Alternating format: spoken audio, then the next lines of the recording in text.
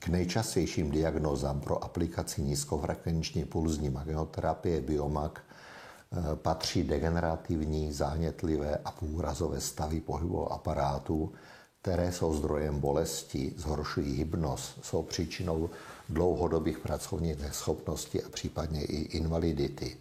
Patří sem osteoporotické, osteochondrotické změny, artrózy velkých malých kloubů, artrózy páteře, bolestivé kořenové syndromy páteře a samozřejmě i všechno, co souvisí s podporou regenerace chrupavek a podobně.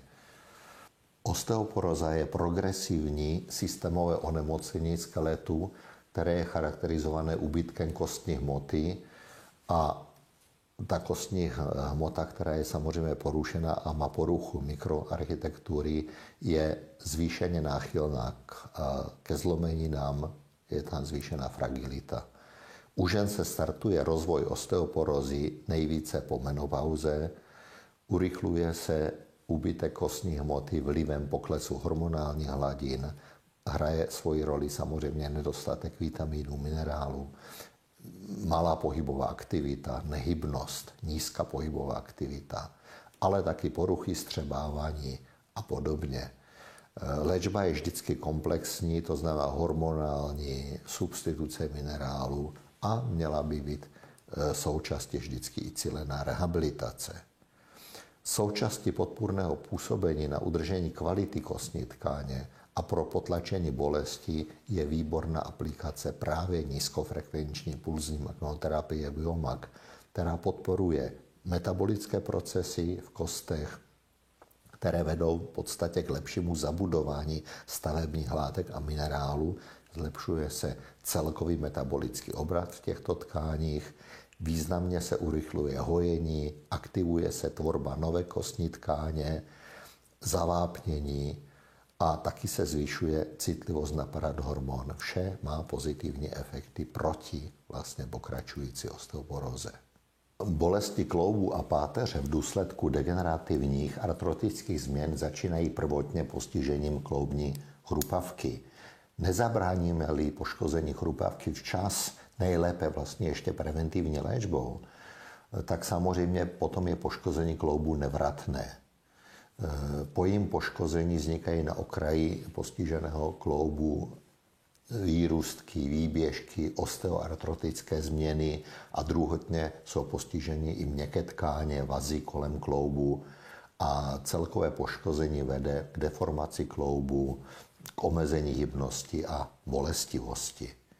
Nejčastěji ze všeho jsou postihovány artrózou převážně velké klouby, kolenní, kyčelní, ramenní klouby. Osteoartrotické a osteochondrotické degenerativní změny páteře jsou další velkou oblastí, která trápí řadu klientů a pacientů.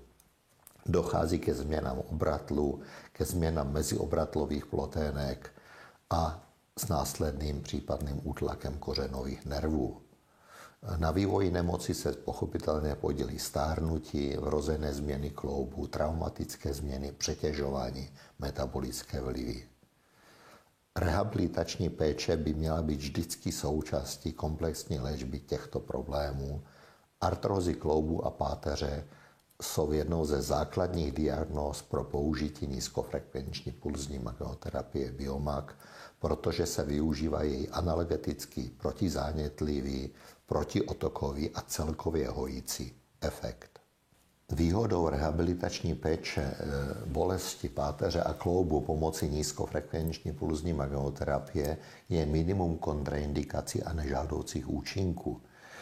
Nezatěžuje pacienta, lze ji aplikovat nejen v nemocnici, ale i v domácích podmínkách, co má hlavně význam pro celou řadu chronických pacientů, kteří si můžou pořídit přístroje domů. Aplikujeme magnetoterapii při souběžném používání dalších léčebných metod nebo užívání léku.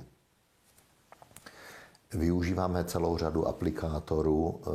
Sortiment firmy Biomag má několik desítek různých typů aplikátorů a vybíráme vždycky takový aplikátor, který je ideální pro danou lokalitu, pro konkrétní problémy a potíže. Z velkých kloubů jsou nejčastěji osteoporózou a osteoartrózou postiženy kolenní klouby, následuje kloub kyčelní a klouby ramenní. Klouby jsou oteklé, jsou patologické konfiguraci, druhotně můžou být poškozeny vazí, měkké tkáně kolem kloubu a vede to samozřejmě k deformitám, k omezení hybnosti, k zvýšené bolestivosti. A musíme počítat s tím, že u osob nad 70 let je osteoartrózou postiženo až 90 % lidí. Komplexní léčbou myslíme tím medicamentózní, antireumatika, antiflogistika, doplňuje prostě celá řada takzvaných chondroprotektiv a podobně.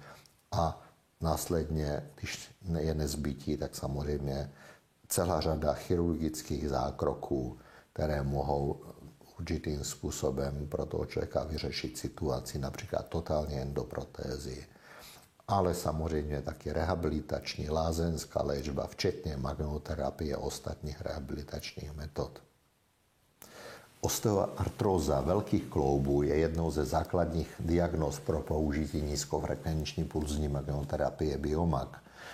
Magnetoterapie pomáhá u chronických potíží zlepšovat hybnost, zpomalovat další poškození kloubů a kloubních tkání, přináší celkovou úlevu od bolesti, nezatěžuje pacienta, může se aplikovat v domácích podmínkách a tím pádem pro řadu chronických stavů je to velká výhoda.